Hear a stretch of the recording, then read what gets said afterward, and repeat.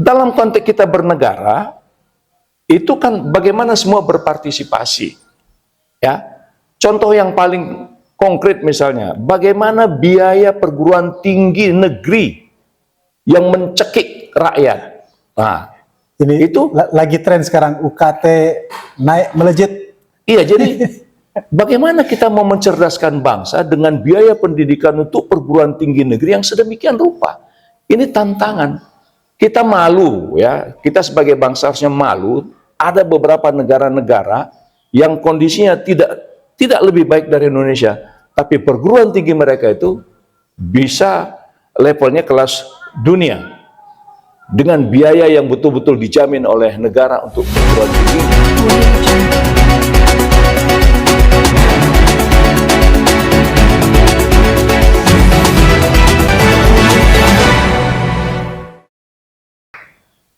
Pemirsa, kita menyambut Hari Kebangkitan Nasional ke-116. Tapi ada beberapa hal yang perlu kita cemasi, karena faktanya sampai saat ini banyak yang harus dibenahi di sana-sini, dan bahkan cenderung kalau melihat perkembangan situasi ekonomi yang tidak begitu menggembirakan, situasi politik yang masih hangat, Indonesia masih dalam keadaan cemas. Kita jumpai Pak Kaban untuk kita mendengar telaahnya sebagai seorang akademisi, juga sebagai seorang politisi, bagaimana melihat semangat dari Hari Kebangkitan Nasional ini. Bang Kaban, menuju Indonesia Mas, faktanya kita di Hari Kebangkitan Nasional ini masih dalam suasana Indonesia cemas. Apakah kepemimpinan ke depan ini lebih baik atau lebih buruk? Komentar apa Kaban? Ya, terima kasih Bung Hadi. Jadi tagline ya, 2045 Indonesia Emas. Ini saya pikir ini adalah sebuah hiburan dan harapan. Ya, jadi kita dihibur dengan harapan tahun 2045. Pas 100 tahun Ya, Indonesia, 100 kita dapat tahun demografi, Indonesia, bonus ya, demografi. Indonesia. Nah, mari kita ambil spirit, ambil ruh dari kebangkitan nasional. Kalau kita ingat, kebangkitan nasional ini terumuskan, terformulasi spiritnya itu adalah karena kita masih dalam suasana penjajahan. Dan kita, bangsa kita, para founding fathers, para pejuang-pejuang, mereka ingin membangun satu spirit bagaimana semangat nasionalisme, semangat nation. Nah, kita harus tahu ketika ini dibilang nasionalisme, ini adalah bagaimana membangun kesepakatan. Ini harus kita jangan lupa tuh. Jadi bagaimana seluruh komponen yang ada pada waktu itu dirajut spiritnya menjadi sebuah kesepakatan tentang masa depan Indonesia. Ya, itu yang kita diperingatkan dengan Hari Kebangkitan Nasional itu, gitu kan. Nah, bertitik tolak dari itu, sekarang kita sudah katakanlah ya menikmati kemerdekaan, menikmati kemerdekaan Indonesia itu. Di alam kemerdekaan kita ini, apakah semangat nasionalisme kita itu tumbuh? Gitu loh. Padahal dulu di awalnya dari nasionalisme Jawa, Budi Utomo menjadi nasionalisme Indonesia, Ya, gitu ya. Jadi itulah, jadi kan ini karena nation itu kan terbangun karena kesepakatan. Ya, kesepakatan para founding fathers kita, mereka begitu rupa merajut, membangun semangat bagaimana penjajahan itu harus dihapuskan, kan gitu kan. Nah, sekarang setelah kita hampir 78 tahun merdeka, gitu ya, 78 tahun merdeka, apakah semangat nasionalisme itu masih terpelihara? Kalau kita mengatakan bahwa dengan kemajuan teknologi yang luar biasa, dengan ada suasana global yang sedemikian rupa, batas-batas negara sudah terlampaui, ya, kemudian teknologi yang sedemikian rupa memberikan pengaruh yang hebat terhadap generasi bangsa kita, apakah semangat nasionalisme itu masih terpelihara? Ya, nah ini perlu. Jadi ketika kita mengatakan tahun 2045, ya kan, ya tahun 2045 disebut Indonesia Emas, ini harapan saja. Nah, kalau dilihat dari masalah-masalah yang sedang dihadapi oleh bangsa ini, ya kan, pertama adalah saya menyorotin tentang bonus demografi. Ya, itu adalah generasi baru, generasi muda yang mereka sangat energik, ya, mereka sangat energik, mereka sangat sangat produktif dalam banyak hal. Nah, apakah energisitas mereka dengan kecerdasan yang mereka miliki itu terakomodir? Ya, terakomodir. Itu satu. Jadi bonus demografi itu tantangan adalah bagaimana menyiapkan mereka untuk mengisi hari esok itu. Nah, yang kedua yang kita sorotin adalah setelah 78 tahun Indonesia merdeka, persoalan distribusi kekayaan nasional ini dikuasai anak bangsa atau dikuasai siapa? Nah, jadi distribusi kekayaan ini kan, karena di dalam Undang-Undang Dasar kita itu kan ada kan, bahwa semua kekayaan alam yang ada di Republik ini itu adalah untuk sebesar-besar kemakmuran rakyat. Nah, jadi apakah 2045 itu, gitu ya, apakah 2045 itu persoalan distribusi kekayaan nasional ini betul-betul dinikmati oleh rakyat, kemudian rakyat memakmurkan? Kalau dari tanda-tanda yang ada lah sampai sekarang ini, di tahun 2024 ini, soal distribusi itu apa? Nah, jadi persoalan yang paling jelas ketimpangan pemilikan. Ya, ketimpangan pemilikan natural resources itu sudah sangat timpang. Ya, sudah sangat timpang. Ya, bagaimana mungkin kita mau masuk menjadi Indonesia Emas ketika ada seorang pejabat negara, ya, pejabat tinggi negara, pengambil keputusan, pembuat kebijakan akan menyerahkan 1 juta hektar kepada bangsa asing, sementara bangsa sendiri, ya, sedangkan bangsa sendiri, rakyat sendiri, ada yang tidak punya tanah semeter pun, ya?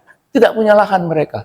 Ini diberi kepada bangsa asing dan menyanjung-nyanjung mereka, ya, sementara bangsa sendiri sekarang sedang melakukan timpang. Jadi, apakah ini yang disebut dengan Indonesia Emas? Karena kebijakan yang dilakukan hari ini itu buahnya adalah 10-20 tahun yang akan datang. Kebangkitan nasional menyongsong Indonesia Emas. Menurut Anda, apakah ukurannya salah satu, ada nggak langkah pemerintah untuk bangkit kembali memberikan distribusi yang lebih merata, yang lebih rasional menurut konstitusi?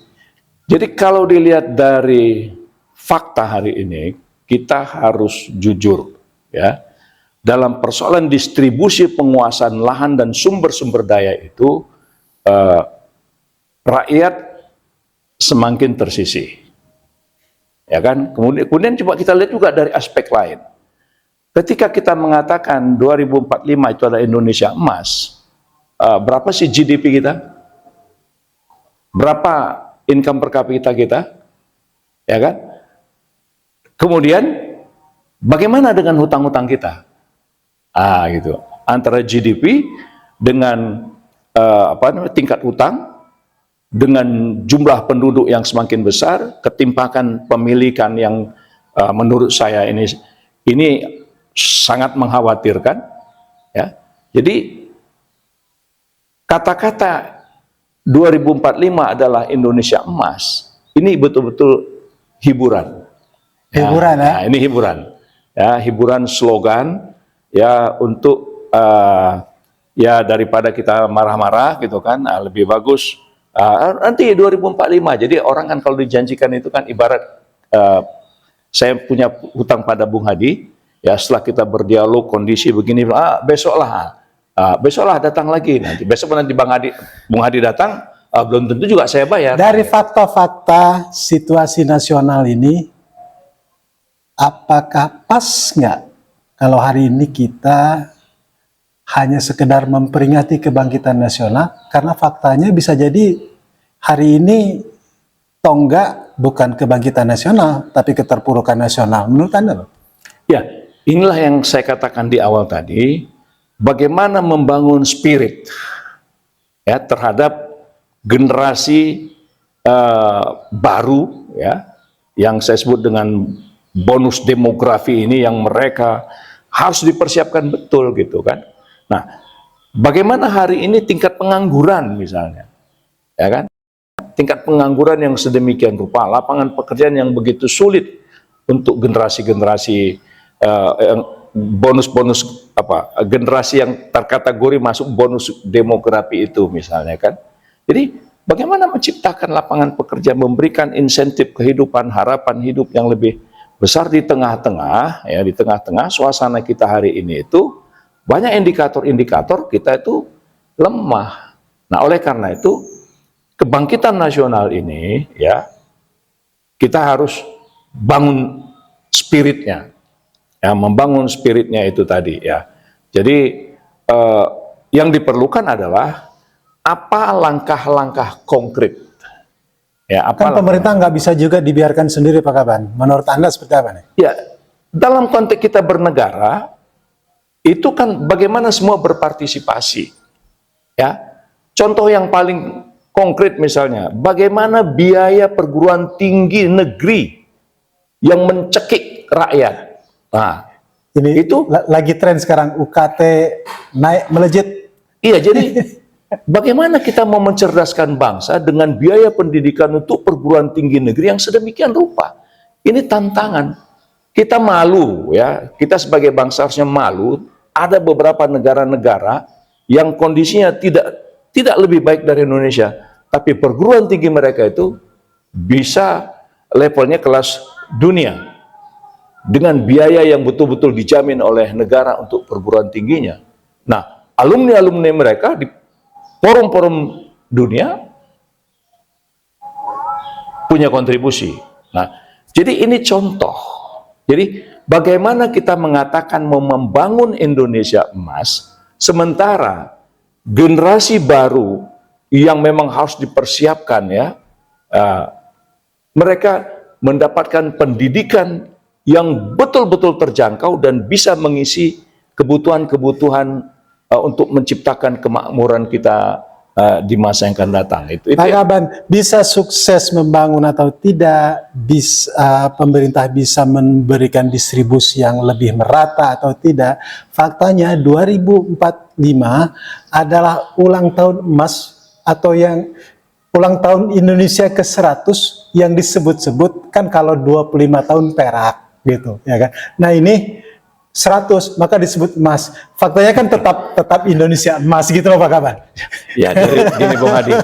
Ya, apa ini hanya seremonial saja menurut Anda? Bisa saja kita kan K25 tahun perak, agak perunggu, kemudian perak, kemudian emas. Itu sih dalam konteks yang sifatnya personal sih oke aja. Tapi sebagai sebuah bangsa kita harus lihat fakta hari ini, bagaimana persoalan-persoalan yang saya sebutkan tadi itu secara konsisten bisa diatasi. Tadi masalah ketimpangan, pemilikan lahan misalnya kan. Nah, kemudian bagaimana menciptakan lapangan pekerjaan untuk generasi-generasi yang yang generasi baru ya kan, generasi milenial kita katakanlah begitu. Dan kemudian bagaimana beban-beban ya, beban akumulasi hutang yang semakin hari semakin memberatkan masyarakat. Ini situasinya sangat berat betul ya, Pak Kaban. Jadi kemudian bagaimana masalah pendapatan masyarakat ya, di tengah-tengah pendapatan mereka tidak mengalami peningkatan, tapi beban hidup semakin besar. Nah, apakah katakanlah 20 tahun yang akan datang ini bisa diselesaikan? Ini tantangan betul ya. Jadi hiburan ini ya, untuk punya harapan sih monggo-monggo saja, tapi jangan sampai ya, karena kita melihat banyak negara mereka kolaps ya, mereka kolaps dan mereka pecah Itu loh. Ya, sebagai sebuah negara mereka pecah. Kenapa? Karena mereka tidak mampu membangun spirit kebangsaannya dan tidak mampu mewujudkan impian rakyatnya bernegara itu. Kasih kira banyak negara yang sudah bubar, ya, terpecah-pecah menjadi negara-negara bagian. Nah, jangan terjadi untuk Indonesia. Gitu. Beberapa bulan lagi sampai nanti Oktober, tanggung jawab ada di Pak Prabowo yang memegang di pundaknya, ada tanggung jawab memimpin Indonesia ke depan. Kalau Anda ceritakan tadi banyak sekali masalah, ada masalah ekonomi, lapangan kerja, masalah pendidikan dan sebagainya. Anda yakin Pak Prabowo bisa? Ya, jadi begini Bang Adi, semua pemimpin ya, ketika pemimpin baru muncul, di situ ada harapan baru. Ya, di situ ada harapan baru. Nah, jadi harapan baru itu ya, jadi harapan yang dibebankan, yang ditumpukan kepada pemimpin, katakanlah kepada PS08 sebagai presiden Indonesia, ya kan? Nah, ini akan terlihat, ya akan terlihat, katakanlah tahun pertama, tahun kedua, ya. Tahun pertama dia memimpin dan kemudian bagaimana persoalan-persoalan tadi itu secara konsisten bertahap, tahap demi tahap dapat dia atasi, mungkin harapan itu akan bangkit. Ya. Tapi kalau misalnya tahun kedua, tahun ketiga, ternyata setelah 3 tahun belum juga bisa terwujud apa yang digagas, apa yang diprogramkan, ya saya kira tuh masyarakat akan apa istilahnya bisa hopeless. Nah, tapi saya tetap ingin mengajak kita bagaimana hari esok Indonesia itu jauh lebih baik, ya. Jadi kalau dibatasin 2045, saya agak risau ya. Agak risau, tapi bagus juga tadi itu. Kita bukan menghadapi Indonesia emas, tapi Indonesia sedang berada dalam kecemasan. Indonesia cemas ya. Ya. Baik Pak Kaban, terima kasih. Apapun ke depan, nasionalisme itu spiritnya seperti Anda sampaikan tadi tetap harus dibangun, ya. Harus kita bangun ya. Karena bangsa kita ini bangsa besar, ya kan?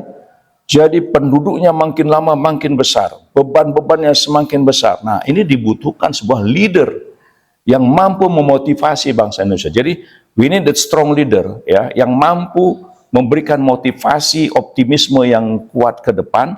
Tetapi persoalan-persoalan tadi satu persatu, masalah ketimpangan pemilikan sumber daya alam, ya, ketimpangan antara gap yang kaya dengan miskin, ya, kemudian bagaimana ketimpangan pendapatan yang sedemikian rupa hari ini, itu harus terbukti. Nah, karena sampai hari ini kita kan belum sampai kepada angka $5.000 US per kapita, ya.